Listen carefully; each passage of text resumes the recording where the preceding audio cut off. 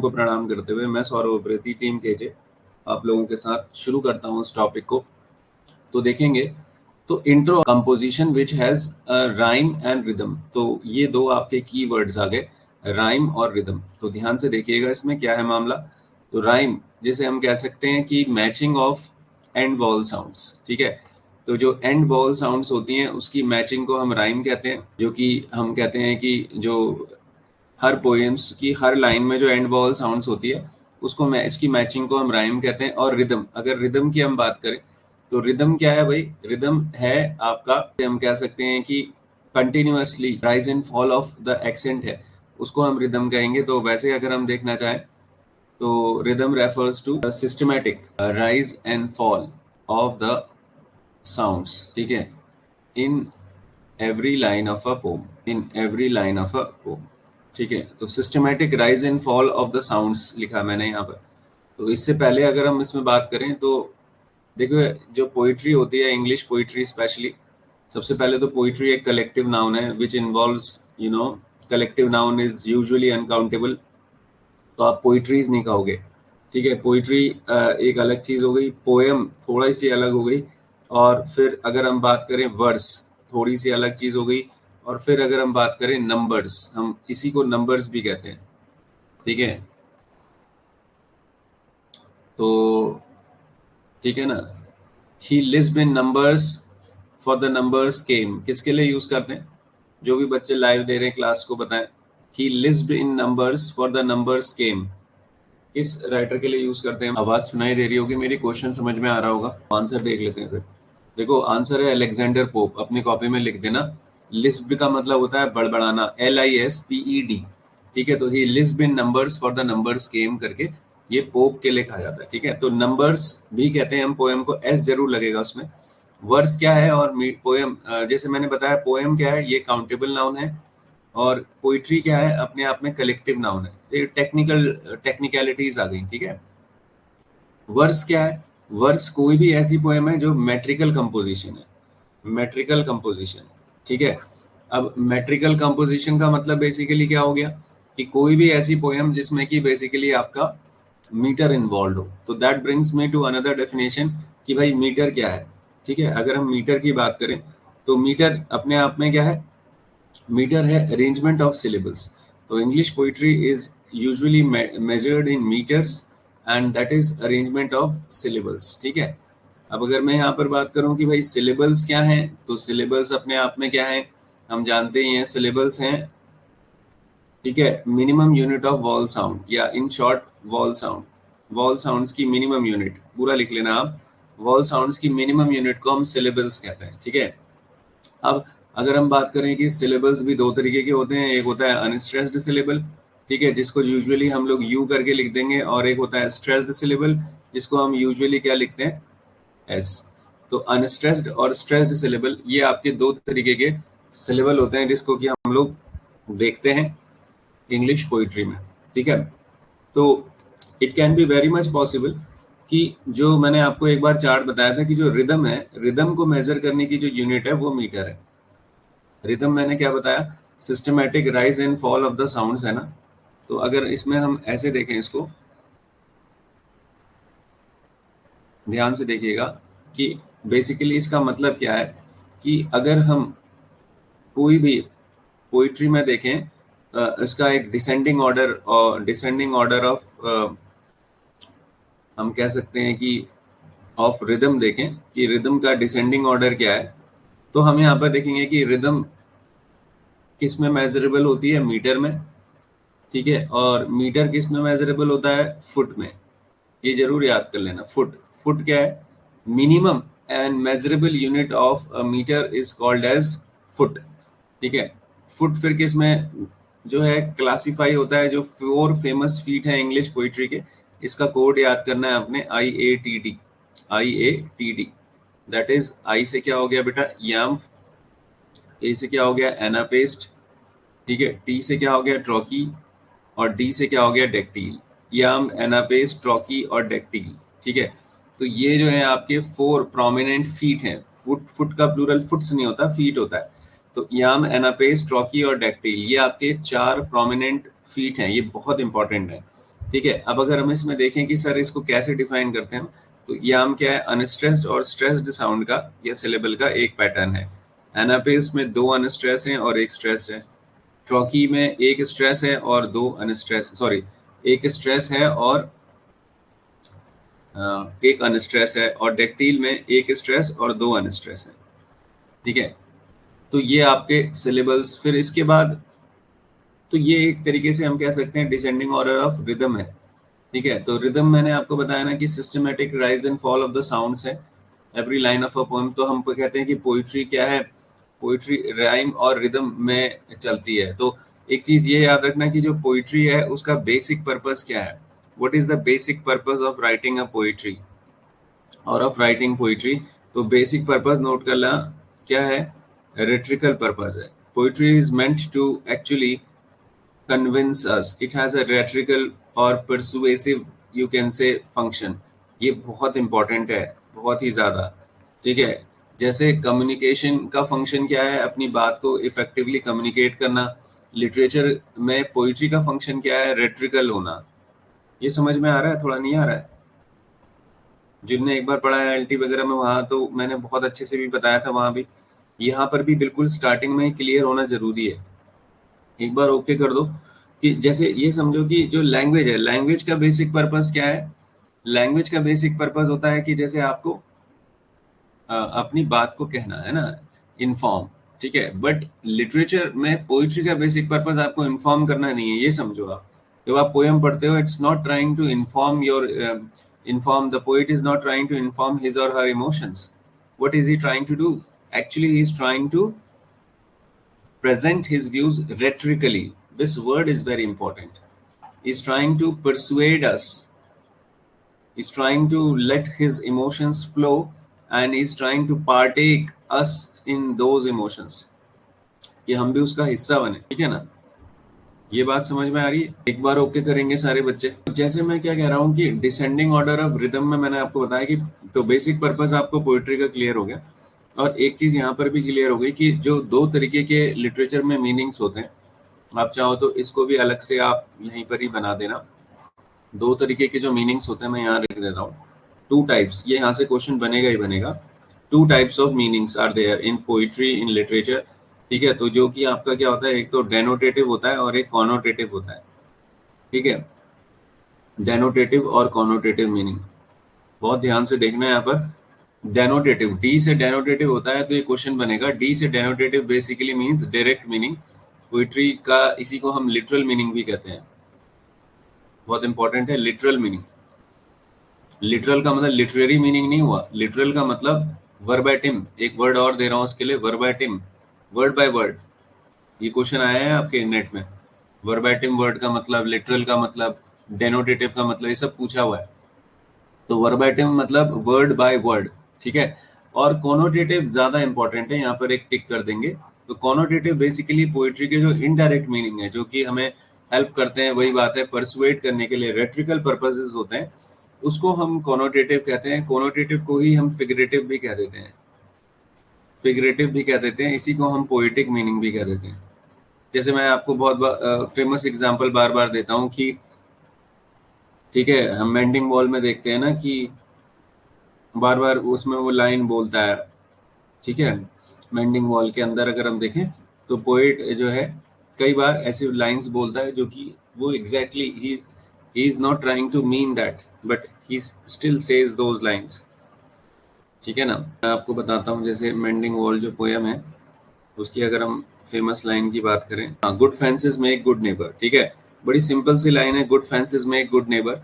But अगर मैं लिख नहीं रहा हूँ उसको, तो good fences make good neighbour का अगर आप डायरेक्ट मीनिंग देखेंगे कि वो कहना चाह रहा है कि जो जितने हम फेंसेस करते हैं अच्छी सी, तो उससे हम अच्छे नेबर होते हैं। बट ऑफकोर्स डायरेक्ट मीनिंग बिल्कुल ही ऐसा नहीं है जो वो डायरेक्ट मीनिंग इसका दिख रहा है। इनडायरेक्ट मीनिंग जो है कि good fences never make good neighbour, because he is trying to create a satire, he is trying to create an ironical perspective।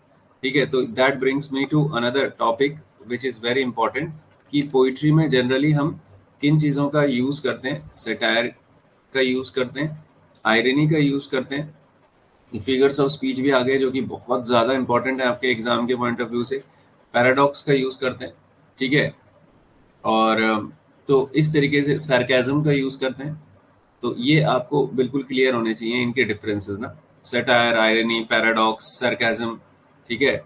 ये कुछ ऐसे वर्ड्स हैं। अब जैसे सटायर क्या है, मैंने बार बार बताया आपको, रिडिकुल, एक वर्ड में दे रहा हूँ सीधा, एम एच अब्राहम्स का निचोड़ है, ठीक है। सटायर क्या कहता है, रिडिकुल को कहते हैं, RIDICULE, ठीक है। आयरनी क्या है, मिसमैच ऑफ, मिसमैच ऑफ, ठीक है, intentional reality and ideal reality, sorry, mismatch of, आप कहेंगे कि actual reality and ideal reality, ठीक है। जो एक्चुअल रियलिटी है,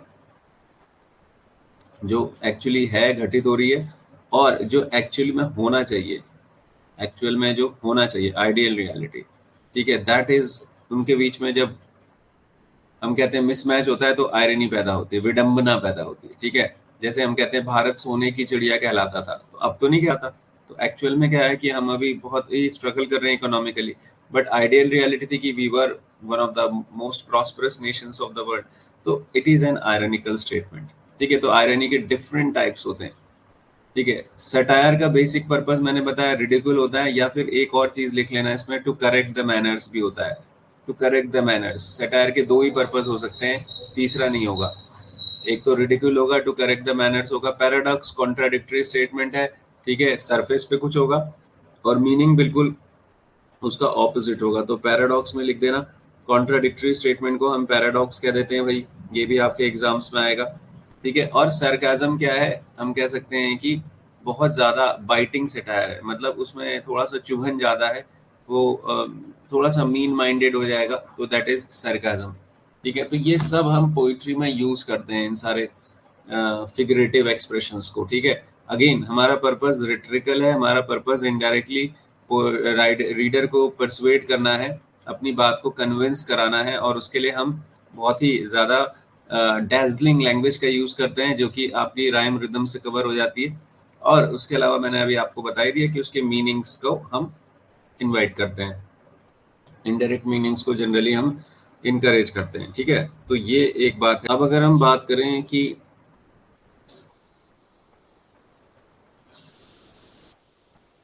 देखो, अब मैं थोड़ा सा अब इस लेक्चर को और डीप ले जाऊंगा यहाँ से। इससे पहले मैंने और भी चीज़ें पढ़ाई थी पहले के लेक्चर्स में, बट ये क्योंकि नेट पॉली लेवल का है, तो यहाँ पर अब इसी को हम राइम के टाइप्स देख लेते हैं यहाँ पर, ठीक है। तो टाइप्स ऑफ राइम, ये बहुत इंपॉर्टेंट रहेगा, फटाफट नोट करेंगे।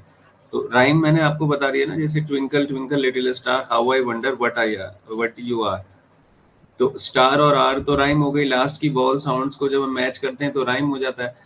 तो टाइप्स ऑफ राइम में जैसे इसका कोड बना लेते हैं, MF² H E और I, इनसे बाहर कुछ नहीं है, फटाफट कोड नोट करो।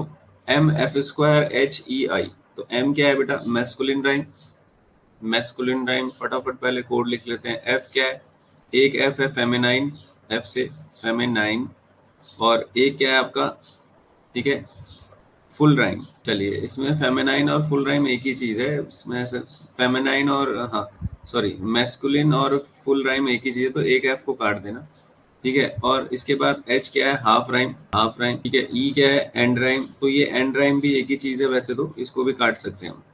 ई क्या है, एंड राइम, इसको भी काट सकते हैं। MF H I, आई क्या है, इंटरनल राइम, ये फाइनल बना हमारा MF H I, तो इंटरनल राइम। तो मैस्कुलिन राइम में क्या होता है, मैस्कुलिन राइम में, मैस्कुलिन राइम बेसिकली हम उसको कहते हैं जिसमें बेसिकली सिंगल सिलेबल होता है।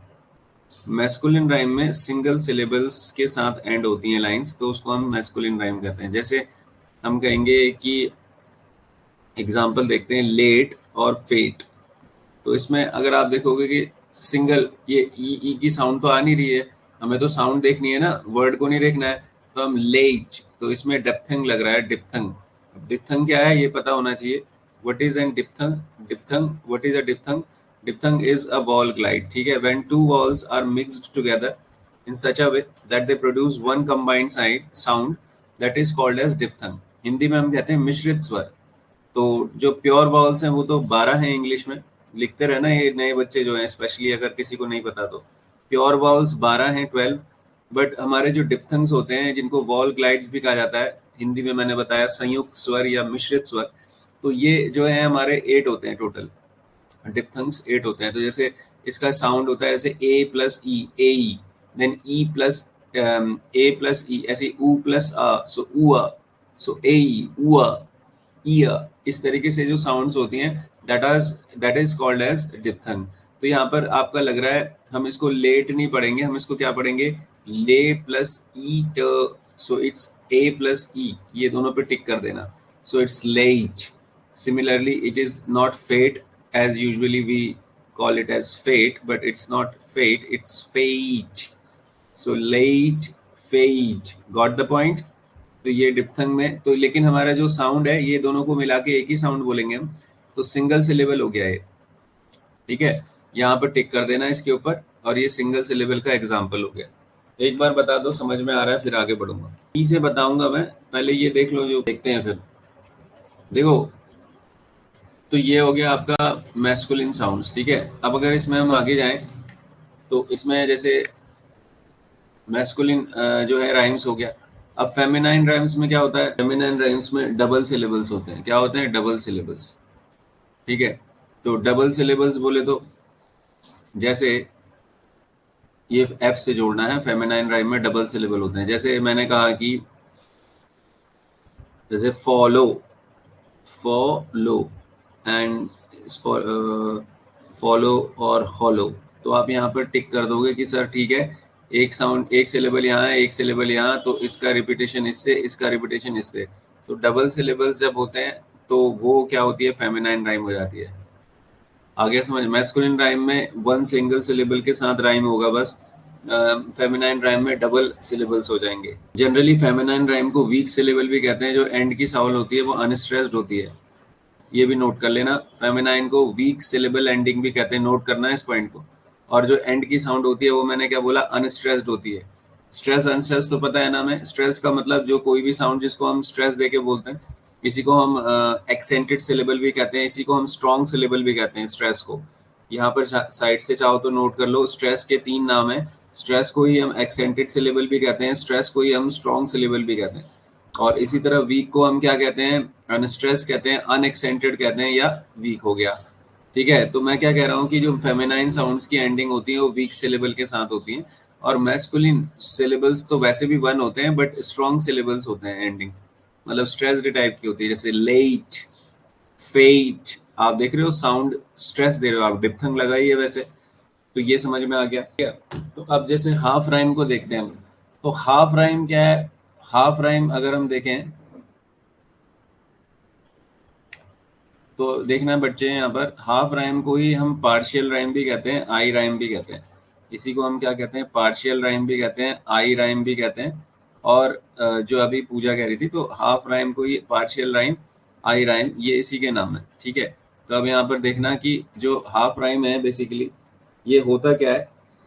इसमें जैसे इसका एग्जाम्पल हम देखते हैं, जैसे जैसे हमने कहा ग्रेन, इसका एग्जाम्पल है ग्रेन, और एक कहा हमने सन। तो ग्रेन और सन, तो आप यहाँ पे देखेंगे कि कैसे राइम हो रहा है या नहीं हो रहा है। तो आप देखेंगे कि जो इंटरवीनिंग साउंड्स हैं, जैसे जो एंड की साउंड्स हैं वो क्या है, कॉन्सोनेंट है। बट उससे पहले की जो साउंड्स होती हैं, वॉवल साउंड्स, वो क्या होती हैं, वो पूरी तरीके से राइम नहीं होती। जैसे ए का साउंड है, ए और अ का साउंड प्रॉपर राइम नहीं है ना, बट आधा राइम कैसे मानेंगे, क्योंकि जो कॉन्सोनेंट साउंड्स हैं वो सिमिलर है।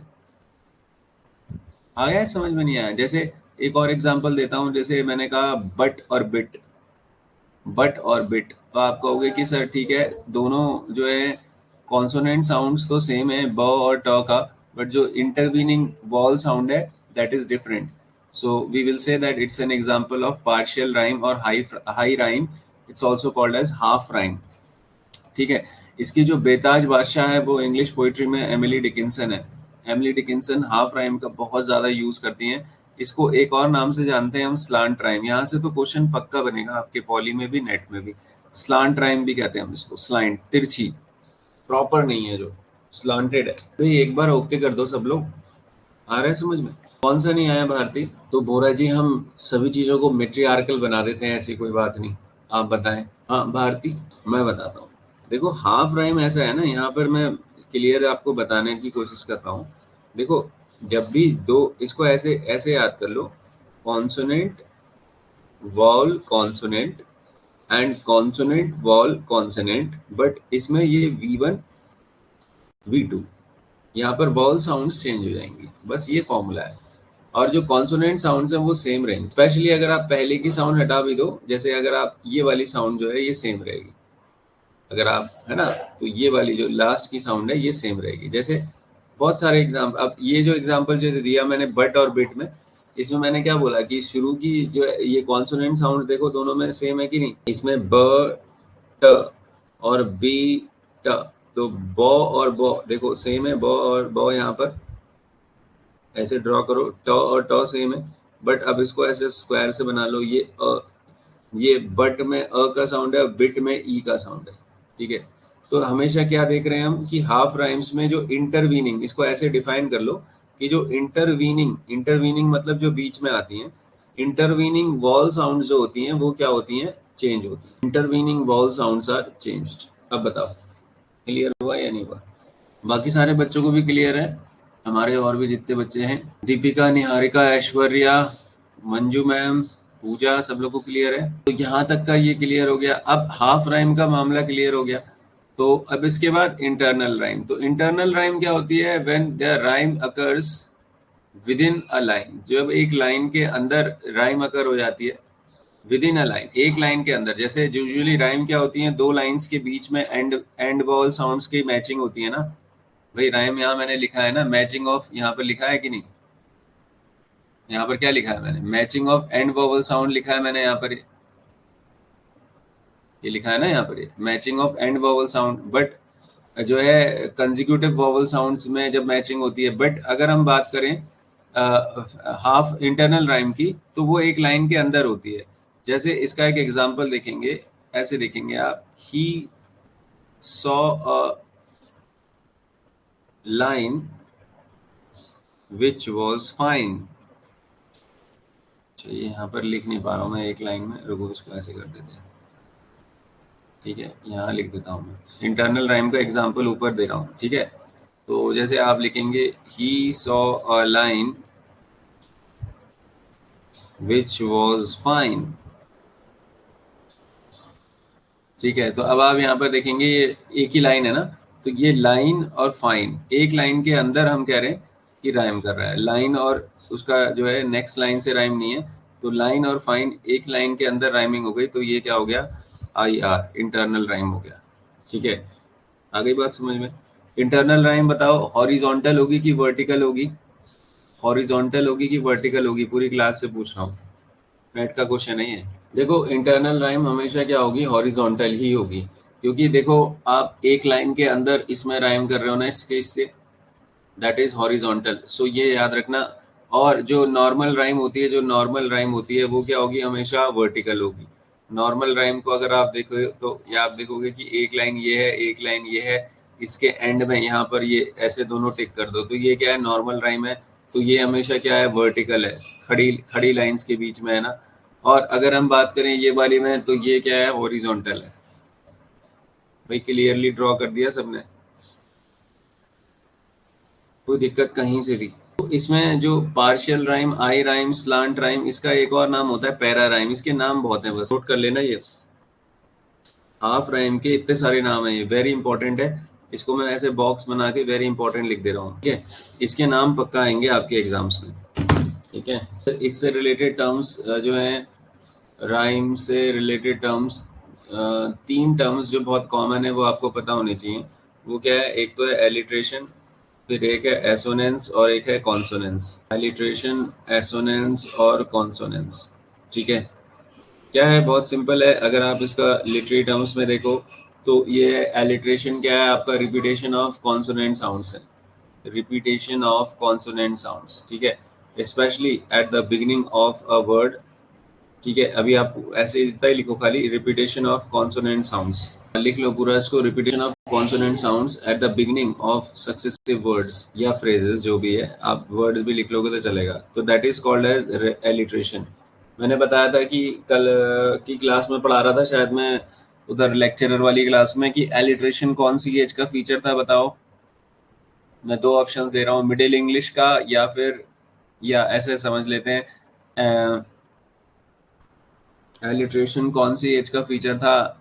एंग्लो सैक्सन, एंग्लो नॉर्मन एक ऑप्शन है और दूसरा ऑप्शन है एज ऑफ चौसर।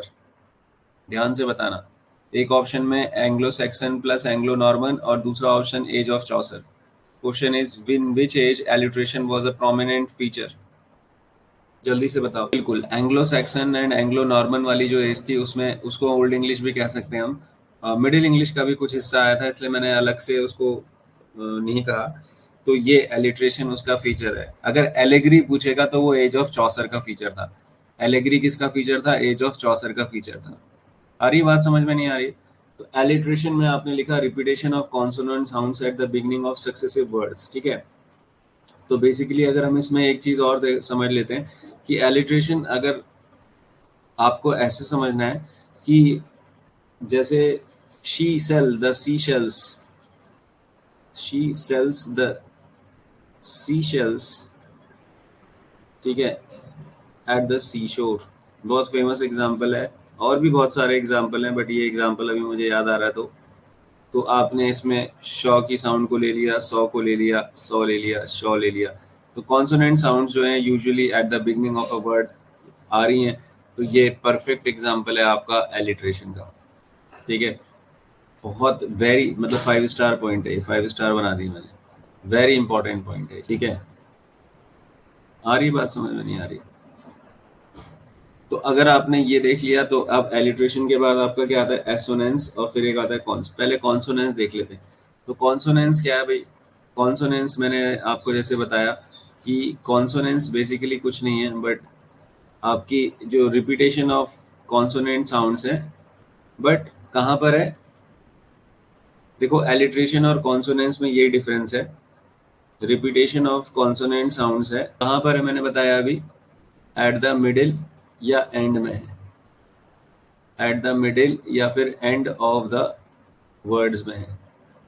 तो ये आपका कॉन्सोनेंस हो जाएगा। ठीक है, तो जैसे अगर हम देखते हैं कि कॉन्सोनेंस का एग्जांपल दिखा देता हूँ आपको, बहुत इंपॉर्टेंट है। तो वैसे तो कॉन्सोनेंस जनरली अगर हम देखें तो हाफ राइम के एग्जांपल्स में भी आ जाएंगी।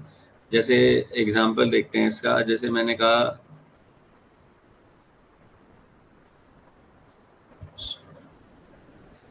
जैसे ब्लेड, ब्लड, ठीक है, और ऐसे ही मैंने कहा फ्लैश और फ्लैश, फ्लश। इस तरीके से आप वर्ड्स देखेंगे। अगर आप यहाँ पर देखेंगे कि जो ब्लेड में ड का साउंड है, ये कॉन्सोनेंट साउंड है। ठीक है, और ये जो है ये साउंड है। अब आप ये कहोगे कि सर इसमें बी और बी की साउंड भी तो आ रही है। तो ये जो है बी और बी की जो साउंड है ये भी कॉन्सोनेंट साउंड्स क्या होते हैं ये तो पहले पता ही है ना सबको। कॉन्सोनेंट साउंड जो हमारी टोटल हमारी 45 साउंड्स हैं, उसमें से जो हमारी कितनी साउंड्स हैं, कॉन्सोनेंट साउंड्स कितनी है हमारी? 25 साउंड्स। 25 साउंड्स जो हैं कॉन्सोनेंट साउंड्स हैं। हिंदी में हम समझने के लिए व्यंजन से समझ लेंगे, जो व्यंजन की ध्वनि होती है। तो स्वर कौन सी साउंड है? जो बेसिक साउंड्स है, जैसे आ ई ए, ये सारी क्या है? बेसिक साउंड्स है, जिसको इंग्लिश में हम मोनोप्थॉन्ग्स या फिर अभी मैंने बताया था प्योर वॉवल्स कहते हैं, जो 12 थे। फिर मैंने क्या बताया कि 12 प्योर वॉवल्स हैं, 8 क्या है? डिप्थंग है। तो 12 8 20 हो गए ना। तो बचे कितने 45 में से? 25 क्या बचे? Consonant sounds. तो कॉन्सोनेंट साउंड्स जो हैं, अगर तो इस वाले वर्ड में ब्लेड और ब्लड में यहाँ पर हम कहेंगे कि स्टार्टिंग वाले में एलिट्रेशन हो रहा है, और ये जो एंड की साउंड रिपीटेशन हो रही है, ये क्या हो रहा है भाई? एंड की साउंड को आप जोड़ देंगे, ये क्या हो रहा है? आपका कॉन्सोनेंस हो गया। कॉन्सोनेंस जो है यूजुअली एंड या मिडिल साउंड्स में आता है। ठीक है, और फ्लैश और फ्लश में भी आप ये वाली साउंड्स में क्या कहोगे? एलिट्रेशन कह दोगे भाई। एलिट्रेशन ऐसे ये वाली साउंड में आप एलिट्रेशन कह सकते हो उसको। आ रही बात समझ में? नहीं आ रही है? और लेकिन ये जो साउंड है शॉ की, ठीक है, तो ये आप इसको सर्कल करके कहोगे कि सर ये क्या है? कॉन्सोनेंस है। अगर देखा जाए तो इसमें अंदर की साउंड जो है ना, ब्लेड में ए की, और ब्लेड में ए और ए और तो ये आप देखोगे कि हाफ राइम का भी एग्जाम्पल है, क्योंकि बीच की इंटरवीनिंग साउंड्स क्या है इसमें? डिफरेंट है। आ रही है बात इसमें? जैसे फ्लैश में और तो ये बेसिकली ये तीन तीन चीजों के एग्जाम्पल हो गए। एसोनेंस के भी हो, नहीं, हाँ, कॉन्सोनेंस के भी हो गए, एलिट्रेशन के भी हो गए, और हाफ राइम के भी हो गए। एक बार बता दो, समझ में आया है तीनों चीजें? ठीक है, तो इसमें एक कॉन्सेप्ट और बच जाता है जो कि मैं यहाँ लिख दे रहा हूँ। ठीक है, वो कॉन्सेप्ट क्या है आपका? दैट इज बेसिकली आपका, ये मैं हाईलाइट भी कर दे रहा हूँ। चलिए, यहाँ पर एक तो मैंने एलिट्रेशन कर दिया हाईलाइट, ठीक है, एक मैंने कर दिया कॉन्सोनेंस, और एक हम लोग करेंगे एसोनेंस को। एसोनेंस, तो यहाँ लिख देते हैं एसोनेंस। एसोनेंस क्या है भाई? ये आपका 1 हो गया, ये आपका 2 हो गया, और ये आपका 3 हो गया एसोनेंस। तो एसोनेंस ASSONANCE, एसोनेंस बेसिकली कुछ भी नहीं है, रिपीटेशन ऑफ वॉल साउंड्स ही है। बट अगर यही वॉल साउंड एंड में हो जाती हैं तो वो राइम हो जाती है। इसको ऐसे करके लिखना, रिपीटेशन ऑफ वॉवल साउंड्स, ऐसे लाइन खींच देते, ठीक है। तो रिपीटेशन ऑफ वॉवल साउंड्स है। तो बेसिकली अगर हम इसमें कोई भी ले लेंगे, जैसे हमने कहा कूल, फूल, ठीक है, और हमने कहा कि नियर, फियर, तो आप देखोगे कि इस तरीके के वर्ड्स में आप ये देखोगे कि क्या है भाई, यहाँ पर क्या निकल कर आ रहा है। क्या आप कहोगे कि सर ये जो साउंड्स हैं, ये आपस में जो एक दूसरे से राइम कर रही हैं, ये इस तरीके की साउंड्स, ये इनको हम राइम के अलावा एक और वर्ड अभी दे देंगे, एसोनेंस। तो repetition of vowel sounds, assonance.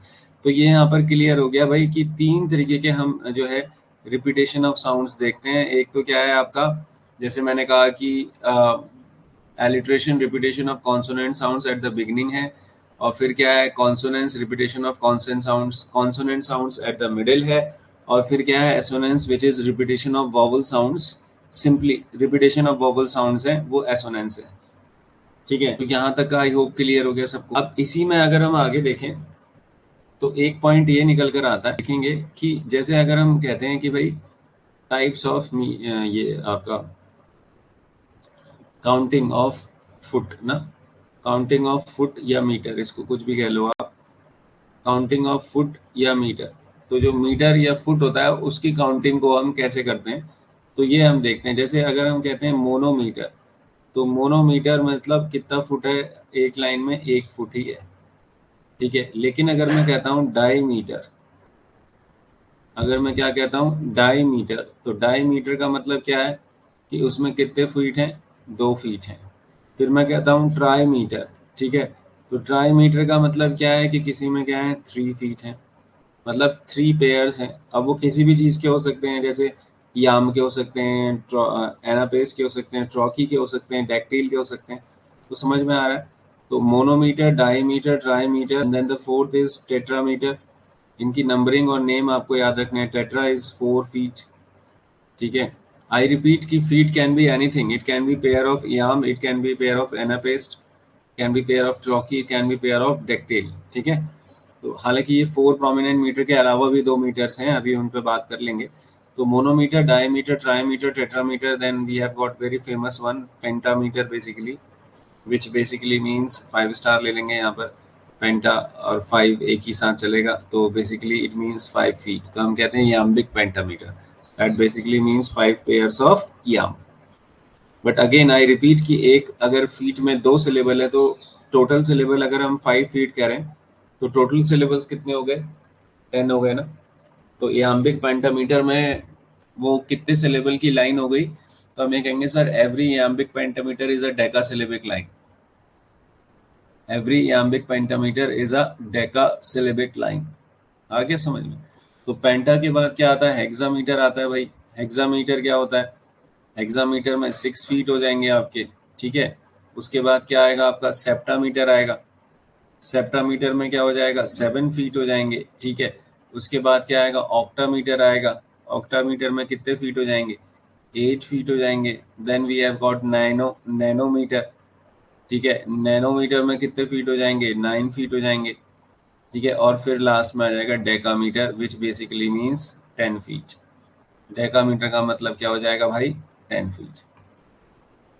तो ये इनकी जो नंबरिंग है आपको याद रखनी है। जो यहाँ पर सेप्टा है ना, इसको हम हेप्टा भी कहते हैं, हेप्टा, ये दोनों नाम आ सकते हैं इसका। हेप्टा या सेप्टा एक ही बात है, 7 फीट का होगा, ठीक है।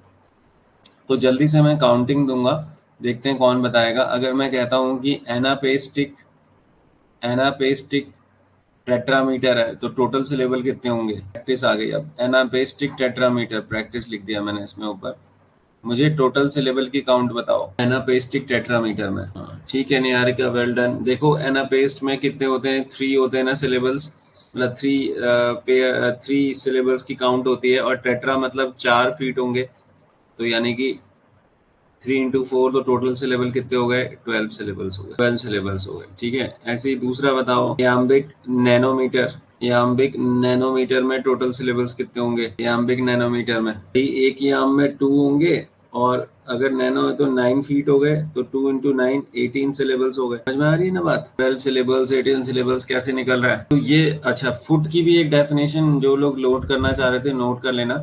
फुट क्या मैंने बताया कि बेसिकली आपका सिलेबस वो है, minimum measurable unit of a metre है, तो मिनिमम मेजरेबल यूनिट है ये minimum and common measurable unit है मीटर की।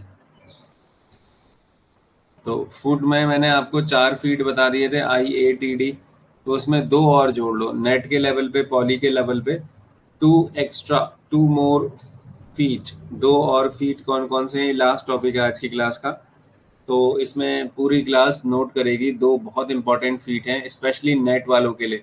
ये लेक्चरर के लेवल पे नहीं आएगा बट नेट वालों के लेवल पे आ जाएगा, नेट और पॉली के, स्पॉन्डी और एक है पायरिक। ठीक है, स्पॉन्डी और पायरिक, इनकी स्पेलिंग नोट कर लोगे। तो बेसिकली स्पॉन्डी क्या है आपका, जिसमें 2 इक्वल स्ट्रेस्ड सिलेबल होते हैं, 2 इक्वल स्ट्रेस्ड सिलेबल होते हैं, वो क्या है, स्पॉन्डी है। स्पॉन्डी है ना, 2 स्ट्रॉन्ग सिलेबल्स होते हैं। और पायरिक क्या है, पायरिक में क्या है, एक जो है दोनों अनस्ट्रेस्ड सिलेबल होते हैं, दोनों अनस्ट्रेस्ड सिलेबल होते हैं, वो क्या है आपका पायरिक है। तो एक स्पॉन्डी में 2 स्ट्रॉन्ग सिलेबल्स होते हैं, और पायरिक में क्या है, 2 वीक सिलेबल्स हैं, दोनों सिलेबल्स अनस्ट्रेस्ड हैं। तो अगर आप इनका नाम देखो, तो स्पॉन्डी, स्पॉन्डी में आप ओ की साउंड देखोगे, स्पॉन और डी, तो दोनों की साउंड्स में भी आप देखोगे स्ट्रेस आ रहा है। मतलब सिलेबल्स का पैटर्न क्या है इनका, जो you can write in your copy, कि इनका जो नाम है वो, इनका जो नेम है वही इनका डेफिनेशन का एग्जाम्पल भी है। तो spondee, the way you pronounce it as spon, तो स्पॉन में ओ की साउंड स्ट्रेस्ड है, और डी तो double E, so again stress. ऐसी पायरिक, पायरिक आप कितना धीरे से बोल के निकल रहे हो, पायरिक। सो पायरिक में जो आपकी साउंड्स हैं यहाँ पर, ये देखना, जो वाई है ये एक्चुअली साउंड है आई की, तो पायरिक, फिर ई की साउंड यहाँ पर आ गई आई से, तो पायरिक ये जो है अगेन ये अनस्ट्रेस्ड है। तो ये जो है टोटल आपके कितने फीट बता दिए मैंने, 4 वहां बताए IATD, और 2 ये बताए मैंने SP, स्पॉन्डी पायरिक। सो टोटल आपका इससे बाहर नहीं जाएगा, 6 आपके फीट हैं जो आपको याद रखने हैं, और इनकी प्रैक्टिस करनी है आज, कि आपको एग्जाम्पल्स देखने हैं आज नेट में, और देखना है कि भाई स्पॉन्डी कहाँ पर है, उसका एग्जाम्पल वर्ड्स में चेक करना है, पायरिक कैसे लग रहा है पोइट्री में। ठीक है, ऐसी याम कैसे लग रहा है, याम का तो बहुत एग्जाम्पल्स देख लेना आप, देखेंगे आप। ठीक है, तो मेरे ख्याल से ये पूरी क्लास सम अप हो गई हमारी आज।